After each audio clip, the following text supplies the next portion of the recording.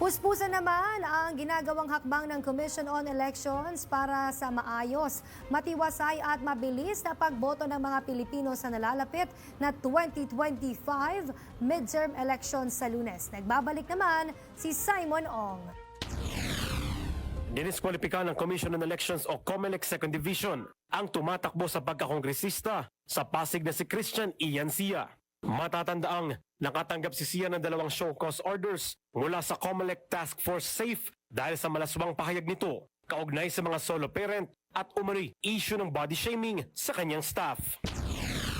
Samantala, umarangkada na ngayong araw ang final testing at sealing ng COMELEC para sa Automated Counting Machine o ACMs na gagamitin sa halalan. Nakatakda namang simulan sa May 12, alas 8 ng umaga, ang bilangan ng mga boto ng local absentee voters tulad ng miyembro ng media, pamahalaan at uniformed personnel.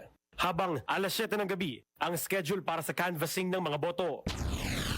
Naglabas din ng COMELEC ng gabay para sa wastong pag-shade ng bilog sa balota upang matiyak na maayos at mabibilang ang mga boto. Kinakailangang i-shade ng buo ang bilog sa tabi ng pangalan ng kanilang napiling kandidato. Pinaaalalahanan din ng COMELEC ang ilang ipinagbabawal na paraan ng pagmarka sa balota. Kabilang narito ang pagguhit ng square sa labas ng ballot circle, pagdrawing ng star, puso at iba pang hugis sa bilog o alinmang parte ng balota. Para sa totoong balita sa Bagong Pilipinas, Simon Ong, Congress News.